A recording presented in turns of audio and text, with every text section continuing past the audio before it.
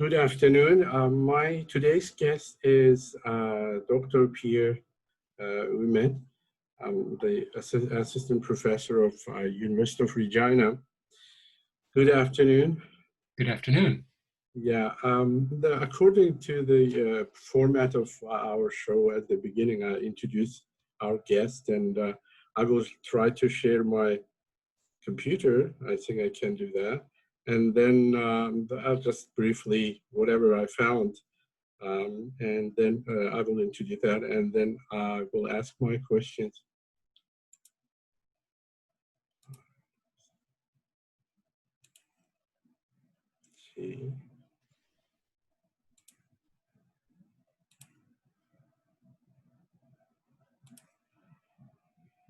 Okay. Dr. Pierre Ouimet is an assistant professor of the Department of Physics at the University of Regina. His areas of research are particle physics and physics education research, and his research program includes work with an experiment at the Large Hadron Collider.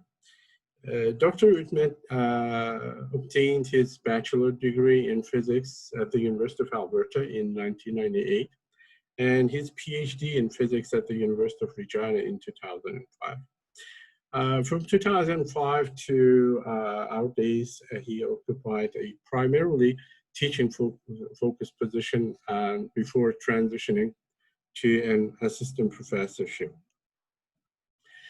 Dr. Ouimet has been involved with science fairs for a long time. As a student, he participated in science fairs at the school and the regional level. As a graduate student, he volunteered regularly to judge at the Regina Regional Science, and that's the practice which he continued when he was hired as a lecturer at the University of Regina. In 2009, he joined the organizing committee for the Regina Regional Science Fair as Deputy Chief Judge before transitioning to Chief Judge in 2010, a post which he has held for the last 10 years. In 2014, Dr. Ouimet got involved with the Canada-wide Science Fair as a local Chief Judge for CWSF 2017.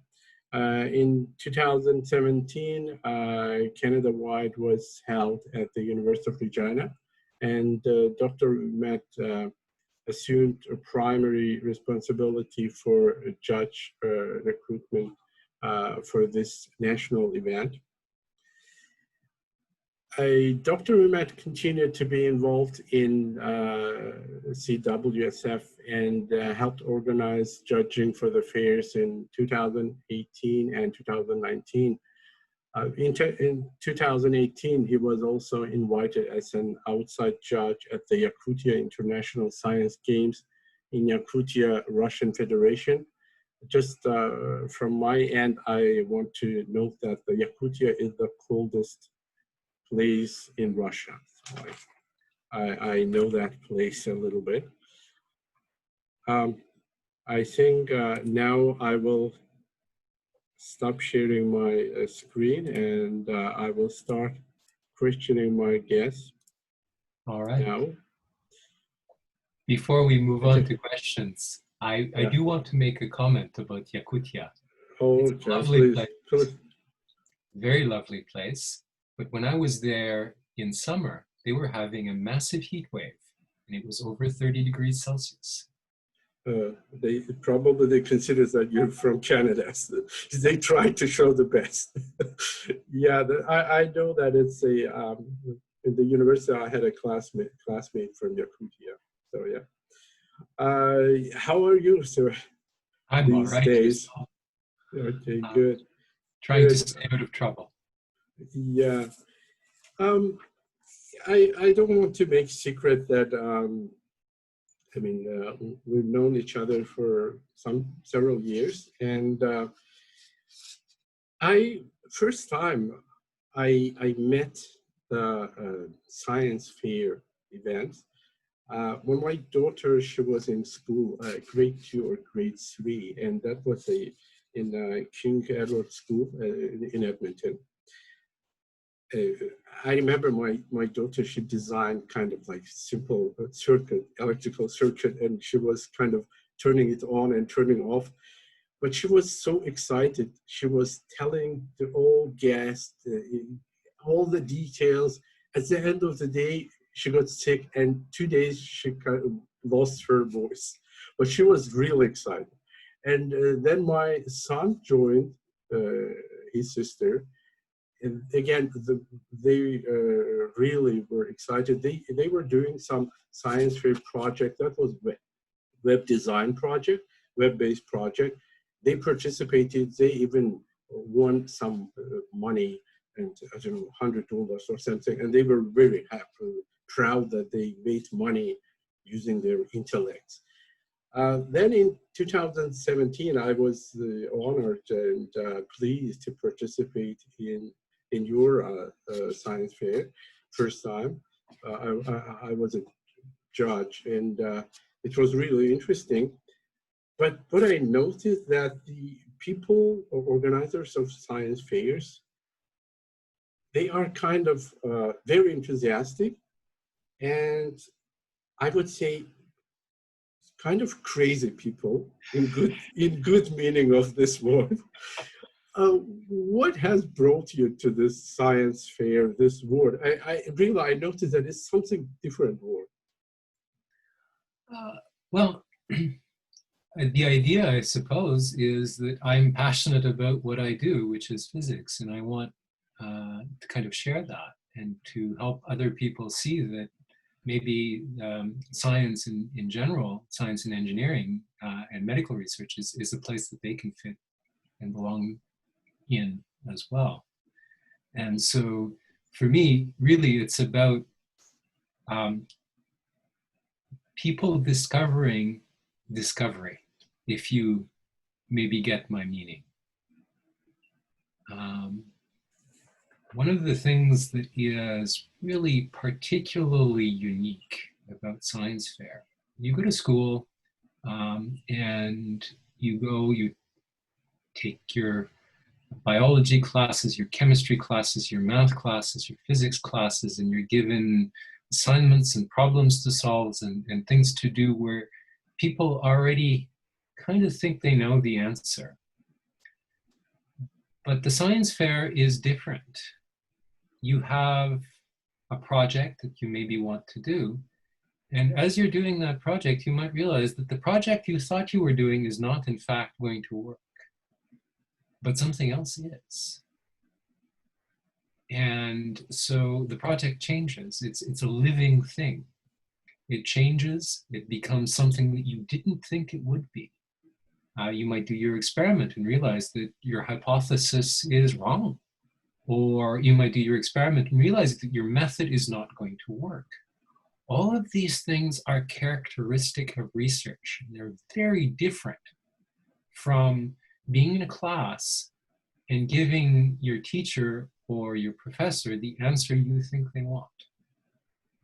Because here, for the first time, you're doing something where you don't have an answer that you're supposed to get.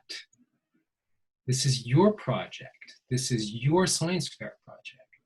And you're learning how to discover.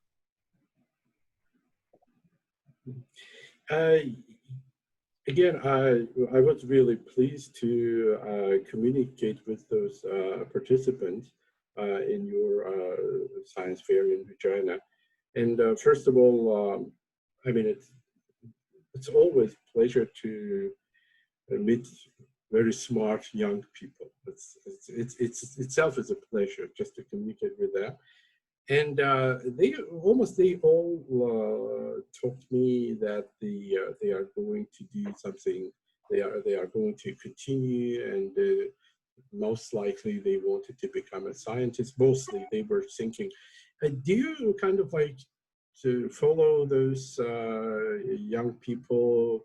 Do you know if they continue, if they choose the science programs at the universities? Do they make the science career in science? As with everything, some do, a lot of them do. go on to become medical doctors, healthcare professionals, engineers, and scientists. And some find that, after all, that this isn't their passion, that they want to do something else. We also have a history of innovators participating in science fairs and then going on to take out patents and commercialize their innovations. That also is a thing that can happen. So I'm a little bit guilty of that. We scientists tend to forget that without people who innovate and come up with new ways of doing things that they can then commercialize, we wouldn't be living in quite such a comfortable world as we are now. So whereas applied and fundamental science is very important, there's also a big place for those innovators. So I think the people who come out of the science fair and become innovators are also really important. But coming back to the question, yes, we do have quite a lot of alumni. I can think of several off the top of my head who are alumni of the Regina Regional Science Fair, as well as the Canada-wide, who've gone on to successful careers in healthcare, in engineering, and in science. We actually have a number of really successful Canada-wide alumni who have faculty positions now in Canadian universities and also in universities across the world. So as a tool for introducing people to what it is to do research, I think the science fair is really the only thing that we have as a country that really does that, because nothing else has this aspect where you're doing something that is new to you, that has this potential to become something you didn't expect. Interesting. You kind of made the bridge to my next question about the invention. And I remember when I was a child, we had one old vintage phone device, and I was connecting it to our landline and in parallel, and it was getting broken very often. I was able to fix it. And also, again, when I was a child, we had one old and huge radio. Maybe you remember this. There was huge bulbs in it, and that was my grandmother's radio. She was listening to that. She didn't like TV much, but she liked the radio. And it was also getting broken, and I could fix it, and I was very happy when it was getting broken, because my grandmother, I had kind of had a chance to show myself that I can fix it. And but now, maybe I'm wrong. We don't have devices that we would be able to fix. I mean, I cannot imagine that someone could fix his or her cell phone. And the only thing we can upgrade them from time to time. And if it's getting broken and you return it back, or just you buy another one, sometimes we don't even know. Personally, I don't know about, I'm not aware of all functions of my cell phone. And it looks like in some lab, some big guys, very smart guys, maybe aliens, they make those things, and we don't even think about fixing those type of things. It looks like now the science inventions, it's become a kind of a privilege of some elite people. Do you have that feeling? I mean, do you see your student, they kind of like, they think, oh, well, it's not my job, and someone is doing that, or I'm wrong? I mean, as things become more complicated, it becomes harder and harder to be good at everything. And so I think we have to specialize. But I will push back against the notion that it is the privilege of a small number of people to do that. And I've got a quote from one of our Platinum Medal winners that I think applies here. And I'll read you this quote because it's a fantastic quote. So you start with something you're really interested in. Otherwise, you won't be as committed to your project. Like one of my first science fair projects investigated the best flour for baking cupcakes. Even though it might not seem like the most important question at the time, it was something I really wanted to know. So just start with the basics, start small, build your knowledge base, and really tackle what interests you. And so I think what we forget, because in the past we had our simple devices that we could all more or less figure out how to fix, what we forget is that we built the world that we live in step by step by step. And so I think there are people who fix cars, there are people who fix computers and cell phones, and they get there by growing their knowledge base step by step. And I think the thing that one of the other things that science fair teaches you is exactly that. Start small and build. And whether you're doing research in theoretical particle physics or you're learning how to bake better cupcakes, that's how you do it. You start small and you build. And it might take you a couple of years, a couple of decades to get to be really, really good at something. But if you put in the work, you will get there. Yeah, it's kind of, I'm not making a secret. I wrote down my questions, but you make me to change my questions. Yeah. So that's basically that's what I think too. So when you learn something, first you have to do little by little and hands. I'm not very handy kind of like person, but I know that that's the way how to learn, how to start with. But now I see more and more even universities, they offer, let's say, even the web stimulated lab experiments. Students, they don't have to, let's say, make the circuits. They click on the website and they say, okay, this is the voltage, the current, how I find the resistance, and they can't see that. All those resistors, by the way, looking much better than I used to use in my school. That, you know, that, or maybe you remember those amp meters and those type of with needles. But it's kind of like I was surprised in many schools, even not just the universities, in school. They don't have those classic physics labs, and more teachers, they offer the web design, the experiment. What do you think? Is that just for making teachers' job easier, or maybe that's a new way? So I agree that at some point you need to start doing things hands-on and get an amp meter and plug it in parallel to a resistor, or plug it in series with a resistor and see what happens. But let's think, I mean, for me, the purpose of a lab, at least when you're a novice, is to kind of get more intuition about what's going on physically.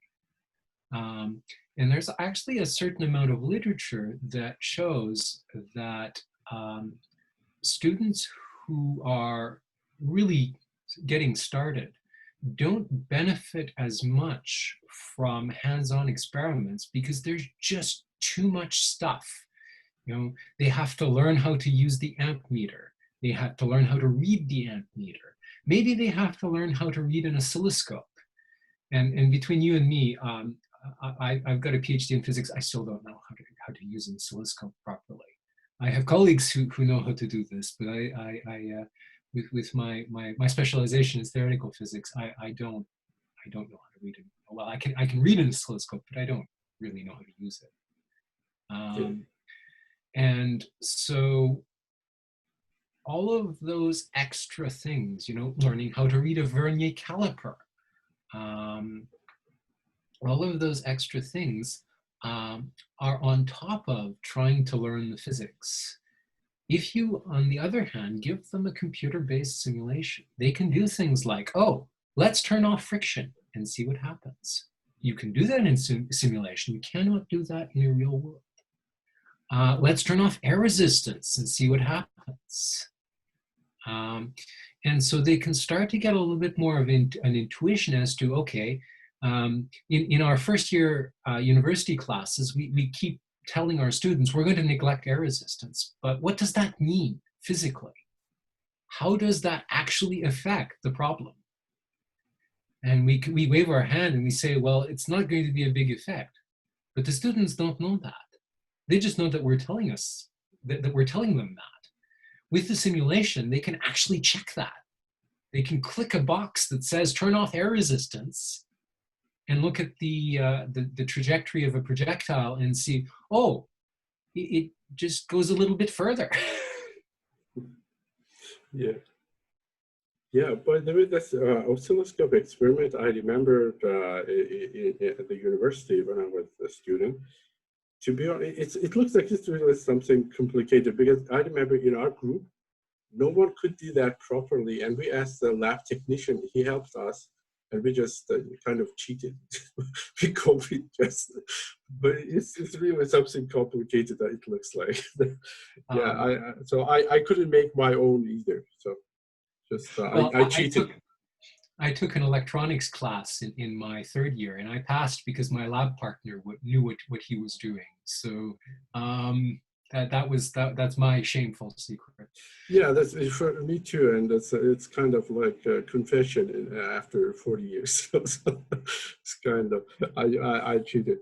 Another question, actually, it's kind of like continuation of this one.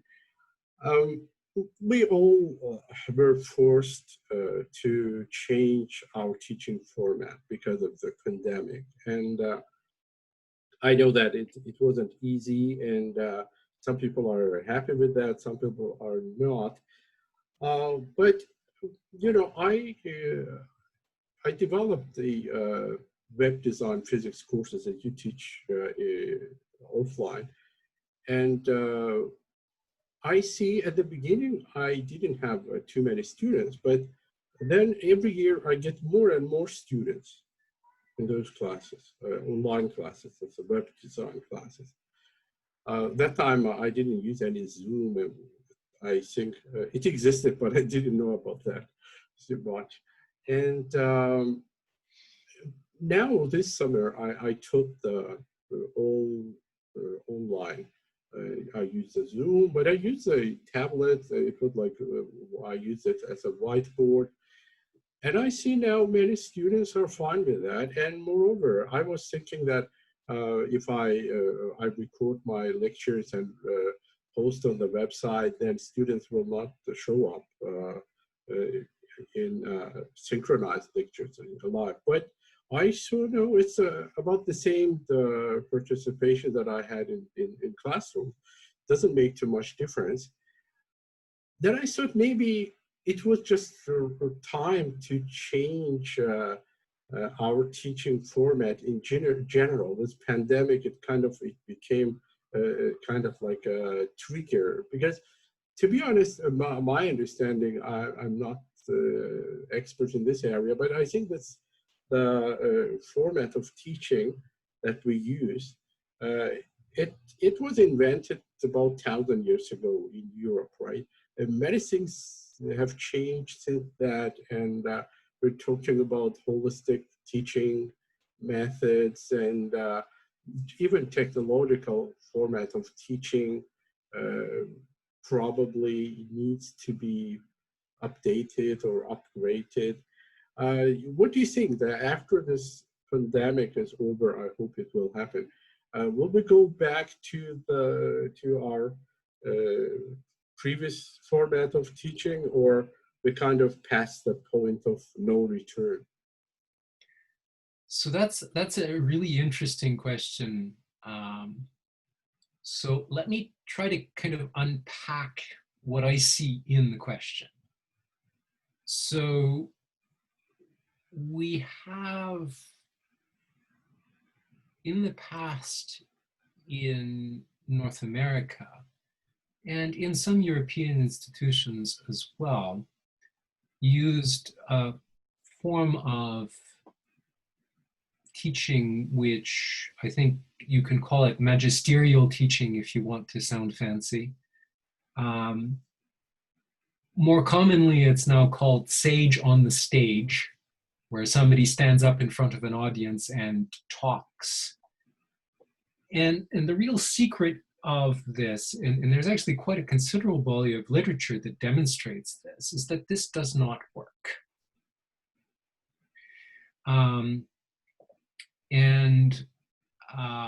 By this doesn't work, you can use standardized testing, standardized tools. So one example of this is the force concept inventory that was developed for physics to do a pre and post assessment of students' understanding of basic physics concepts. And what you see generally in magisterial teaching, regardless of the skill of the teacher.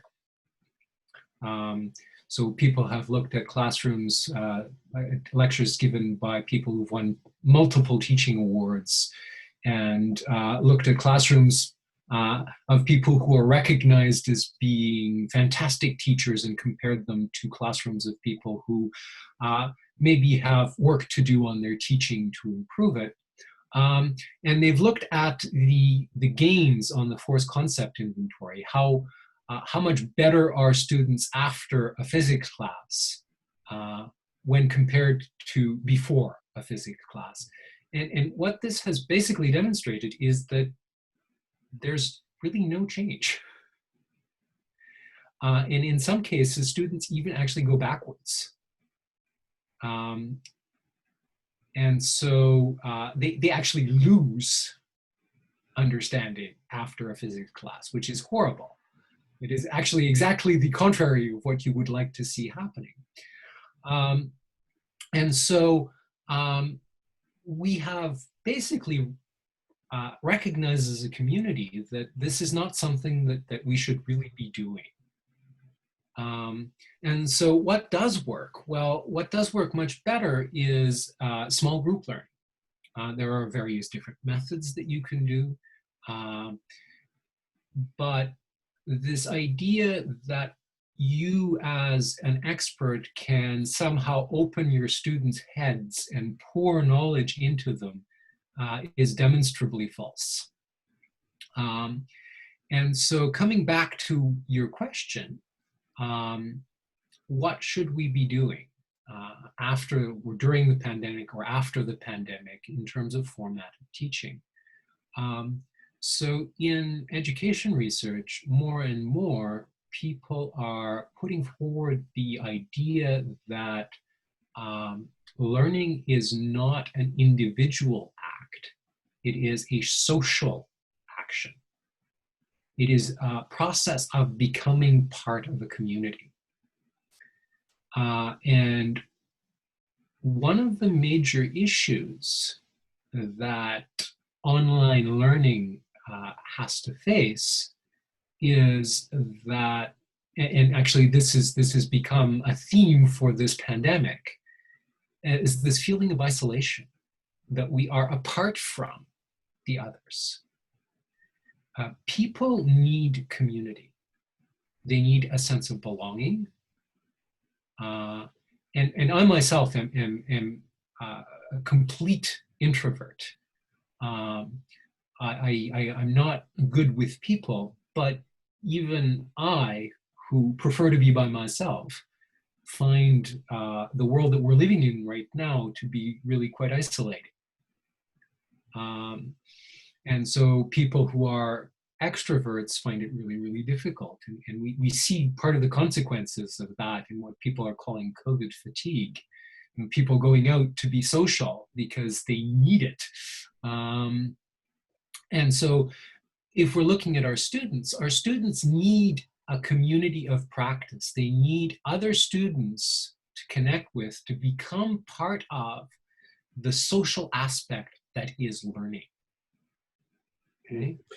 And so we need to be able to facilitate that through our techniques of teaching. And I think if we're just, I mean, it's really easy on Zoom for me to lecture at my students. And I did it. But I know that that's not what's best for them. What's best for them is that they need to be participants. They need to be engaging with their fellow students. And we are needing to find ways to allow them to do that. And I mean, so I'm going to maybe try to share my screen here. See, I've got a nice little picture. Oh. Do I have to, maybe I have to, yeah, I have to just set up. I think now you can do that. Okay, I'll try again. Yay, okay. So I'm just gonna share this. This is a picture, this is science fair. I don't know if you can see that. I remember these type of pictures. I mean, this type of, is that in Regina? Yes. Actually, yeah. Actually, no, sorry, this is not Regina. Yeah. But yeah, it looks very similar. Science fair immediately prior to that. Yeah. And so what we see here is, of course, this is horrifying in the age of COVID. Look at all those people not being socially distant. Yeah. Of course, this is of course taken several years before. This was 2016, so this is not. Yeah. Let's note that this picture was taken much before pandemic. So this is not people violating quarantine or doing anything bad. Before COVID. But one of the things that science fair participants, both at the regional level and at the CWSF, find is a community of other people like them. People who have the same interests, people who are going through the same type of experience. And so they find for themselves a community. And that is one of the great strengths of science fair. It brings people with common interests together. Now, I'm not going to claim that my first year physics class does exactly the same thing. A lot of the students that I have in my first year physics class, I don't know about you, I speak only for myself, don't really want to be there. But what it does do for them is that they're all, we like to say in these days that we're all in it together. Well, they're also all in it together. They're facing the same challenge to get through my horrible, horrible, terrifying first year physics class. And they find ways of supporting each other. They find ways of getting through as we as a nation, as we as Canada are doing ourselves, finding ways of getting through the pandemic, finding ways of coping, finding ways of doing things differently so that we can be safe and be social at the same time. And so looping back to the theme of learning and classes, students do the same thing. I don't know about you, but one of the things that I found most helpful as a student was other students who were in the same class. We would work on assignments together. We would study together. And we would help each other understand the material. And so whatever we do, we need for students to be able to do that. We need for students to get together, get to know each other, and get to a place where they can help each other and not only rely on us, because, I mean, for smaller classes is not as big an issue. But for larger classes, there's 150 students, there's only one prof. And there are only so many hours in a day. And if you have 150 students, let's do the math really quickly. Let's say that we spend 10 minutes with each student every week. Okay, so that is 1,500 minutes. How many hours is that? So I'm going to be shameful. I'm going to pull out my calculator because I don't want to embarrass myself by giving the wrong answer. I have it, 1,500. That is 25 hours. 25 hours, yes. Okay. I confirm. That's just spending 10 minutes with each one of your students a week. Yeah. A full-time job is 40 hours a week. If you're teaching one big class, you will be literally spending half your time talking to students if you just want to spend 10 minutes with each one of them every week. That's not a lot. It's 10 minutes. How much can students learn in 10 minutes? Not too much. And so what you really need to be able to do is you need to focus your time so that you have the time to do all of the other things you need to do as well as a university faculty member. Community work, research, the other classes that you're teaching, getting your material ready for the class as a whole. And you need to leverage your time efficiently. And so one of the ways that you can do that is, let's say a group of students comes to ask you a question and you answer the question, you spend 10, 20, 30 minutes with them and help them through. One of the things that they need to be able to do is to then go out and help other students as well. And again, how do you do that when everybody only knows each other through a computer screen? Now, there are ways that you can do that. As you yourself point out, you've been doing online teaching for people for whom it is difficult to meet, because I know a lot of your students are spread out through the north of the province, and driving 300 kilometers to get to the nearest other student is maybe not something they can really realistically do a lot. But there are ways around that. You can open a message board, you can have discussion boards, you can have this, that, or the other thing, but you're still going to be, the way I like to say it, you're still going to be bandwidth limited. There's only so much information that you can stick through the communication channels that you have. And if you meet face to face, you can do what takes you 2 hours online in 45 minutes, in 20 minutes. Yeah, you know, it's I have a kind of like different feeling, and I don't have answers. So I mean, that's why I'm asking people. So I have no answer myself. What is better and what has to change? But I can say that, yeah, from one side, it's a human is social being, so we have to have we need the socializing.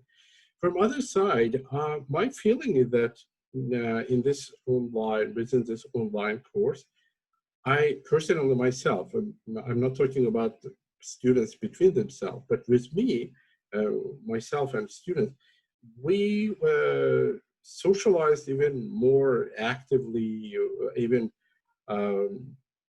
intensively. At the university, you know, I had office hours, and after 5 p.m. I go home, and that's it. But now I feel my kind of communication with students, even socializing, if that is the right word to say, it became warmer. Like I had a student, the young mother, and she asked some question. I have my office hours, normal from 1 to 3 p.m. or something. And she said, is that okay about 8 p.m. when my little baby takes naps? So that was fine to me too, to be honest, you know. I did something by what I had to do, and at 8 p.m. I had more time, and it's kind of like maybe because we all, as you said, we all were forced, we have some, as a community, we have a problem, and we all face the same problem, and it makes us kind of close to each other. Maybe that's also possible. But I feel kind of warmer feeling between students with me. So maybe my kind of feeling that is maybe in future we will have to have kind of combination of online and offline probably, and yeah, that's I don't have an answer, to be honest, but I'm not making secret. Before this meeting I tried to find some information about you on the internet, and I found the comments of your students about you, and it made me feel jealous, really. So, so that's why I asked you, and because I trust your judgment as a teacher, and I by the way, I like the word teacher more than instructor or professor, because to me, it's teacher is warmer word, so I like it more. But again, we cannot go far from this pandemic, unfortunately, this situation. And I remember when this pandemic started, I remember one science fiction of Isaac Asimov. I'm a big fan of him. I read this novel when I was at the university, I think, university student. It's called The Naked Sun. That's a story about the homicide in investigation in a planet Solaria. Mostly it's kind of, at that time at least, I read that as a detective, kind of. So in that planet, not too many, about 20,000 people or even less lives in the planet with the size of Earth, but mostly all people are served by robots. And someone was killed, and that's another story. But he gives a very good kind of interesting description of people's social life. The people live separately; they are separated, and the interesting thing is that they also they feel very bad if they get closer than. He gave that number in feet, so I converted to meters. It's about 2 meters, by the way. It's something like very, they get disgusted if they get closer. I mean, from his description, like people's behavior depends on the distance between them. Again, it's science fiction, just science fiction. But this is maybe a philosophical question. What do you think? Is that real that we depend on the distance, physical distance between ourselves, our behavior, our thinking, our maybe moral depends on these type of physical factors? Well, so there are standards of behavior that are ingrained social norms, things that we learned when we were really, really young children, that kind of define the way things are supposed to work. I think we've all had similar experiences. As we age and social norms change, things become accepted that were completely unthinkable when we were young. So for example, one of my my aunt's, one of her grandchildren moved in with her boyfriend. And for people of my generation, and maybe people of your generation, this is okay, sure, they're living together, fine. But my aunt was really angry about this because you're not supposed to live together until you're married. And for her, this was tremendously important. And she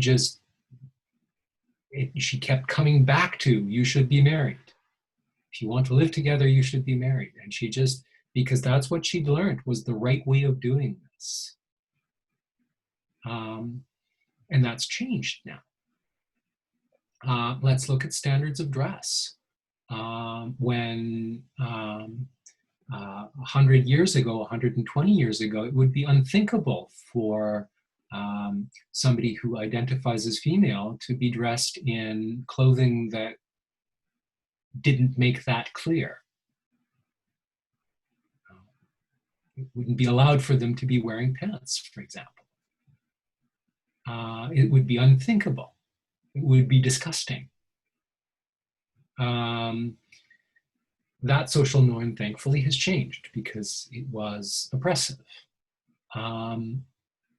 Sorry for interrupting you. The university professors without ties. How about university professors without ties? I'm so thankful it changed. Yes, me too. I don't know if you remember Neil Ashton, who was our department head. Very proper, very British. I've heard, yeah. I met him once. Yeah. So he always wore a tie.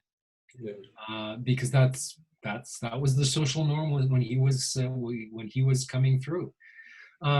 So let's be even wilder. Why are we wearing clothes? We're both wearing shirts at the moment. Don't know how hot it is where you are, but it's a little bit warm where I am right now. Not as warm as yesterday, but you see me at just top, so you don't see me. Yeah, I'm also not getting up. Let's just leave it at that. But I mean, why is this? It's a social norm. But I mean, to think that we would do otherwise is, in some sense, revolting. You wouldn't appear in public without your clothes on. That's just wrong. And the people who do this, there is a screw loose. But it's a social norm. It's a social construct.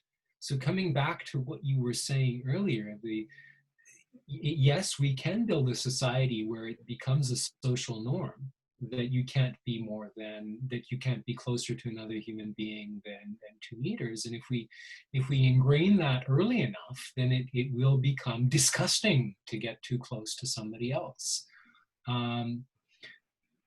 But I think that kind of society, we would need, so you mentioned in Asimov's robots, I think more and more people recognize that as human beings, we need touch. That actually is a fundamental human need. And so if we cannot get that touch from other humans, maybe we're getting it from the robots, who become surrogate humans for us. And we have to remember that Asimov's robots were functional people. They were fully sentient and sapient. And so people in that society were probably getting that aspect of their needs fulfilled by the robots who shared their lives. And so in many ways, yes, this is a possible society. Is this a society that we would enjoy living? And I think the experience that we're having now is that it is a society that many of us will find very difficult to live in. And as I said a little earlier, I'm actually an extreme introvert. I don't like people. I fake being social very well, but that's very much a learned behavior. And if you give me a choice, I will spend 95 to 99% of my time by myself. But for that other 5 to 1% of my time, contact with people is something that becomes a need. And to be completely isolated has a whole bunch of negative effects. There's actually another branch of literature that is looking at the experience of international students in North American schools. And one of the really big deals is this sense of belonging. How do you make, or how do you, I won't use the word make, that's the wrong word to use. How do you allow that person to feel like they belong? You, I think, are not originally from Canada, so I would guess that it took you a while to get used to Canada as a country. Yeah, I'm very, very typical Canadian in that meaning.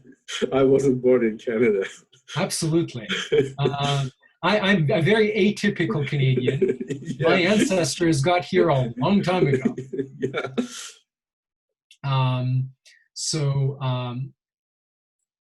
The process of joining a community, albeit the community of Canada as a country, is not an easy thing. And finding ways of welcoming people into communities is also not an easy thing. And so it, I think, becomes harder if we cannot fall back on face-to-face contact. Now, I like Zoom. I've been using Zoom for my work since 2017. There's a lot of things that you can do on Zoom that you can't do, for example, on a telephone. So I can gather cues from your body language. I can gather cues from your demeanor that are not things that I can do if, for example, I was talking to you right now on the phone. And you can do the same to me. And so that increase in bandwidth that comes with adding sight to sound pays huge dividends in terms of our ability to connect with each other.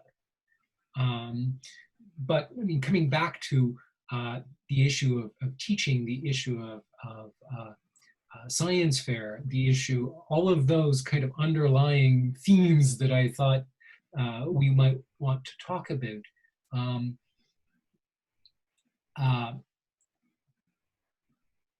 What had been happening to me in my first year physics class in the early days of COVID, when we transitioned from face-to-face to online, is that I would show up to my synchronous lectures. I would be lecturing over Zoom, and I would share my screen, as we both did earlier today.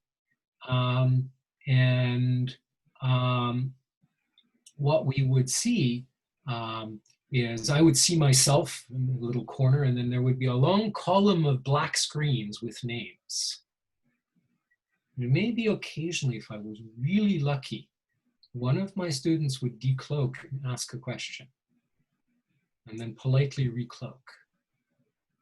And so sometimes I got the feeling that I was sitting there talking to myself, and that nobody was really listening. And that was a little bit isolating, I have to admit. I like connecting with my students, and I like learning about them as much as they learn about me, and trying to build, again, coming back to this notion of community, trying to build the community in my classroom. And I think you spoke beautifully about the need for that when you were talking about your young mother a little earlier, and how you found a way of connecting with her. You know, kind of fitting each other into your lives so that you could form this kind of learning community together. And one of the things I do envy you is your smaller number of students at First Nations. I'm horribly jealous about that. I do get that in my upper year physics classes where I enjoy getting to know the young people who are taking my classes much better. But do you think that she would have been as comfortable approaching you in that way if you hadn't already started building some kind of a rapport ahead of time? Yeah, you know, it's your First Nations University, and I work, as you know, in Prince Albert. We have a small community. We know each other, and I mean, I didn't know that particular student, but normally all of our teachers, they are very open with students, and they kind of knew about that. And you know, I when I go to my class, I always have a candy with me, because many students, they come with their little babies, with little kids, and it's sometimes some years ago I was they introduced me as Uncle Arzu, but now they introduce me as a grandpa. So time changed.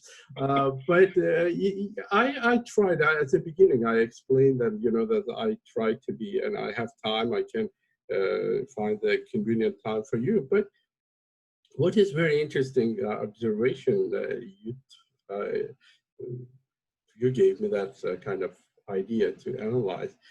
When this COVID just started, I mean, on March, or in April actually, I started. My students, they were showing their faith. They joined by a video. But in July, now they were prepared. They knew that this would be the Zoom classes, and they turned off the video. It's interesting observation.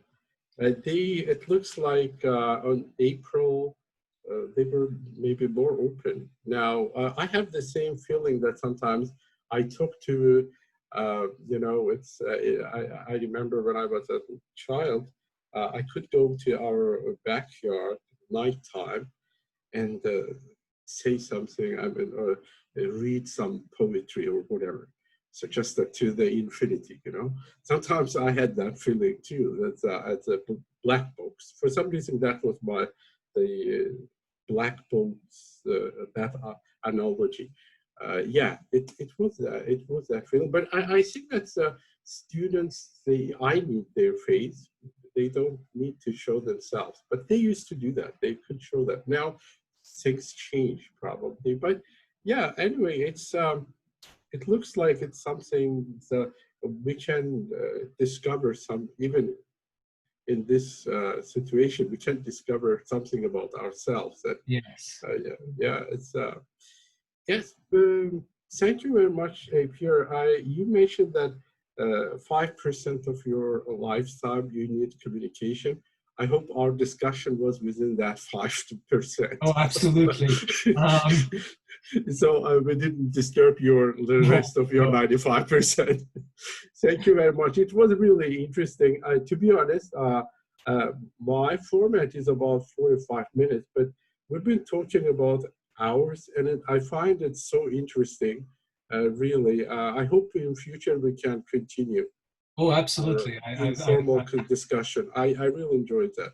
Thank you very much for this time. Thank you for having me. Thank you. Thank you. Bye-bye. Bye.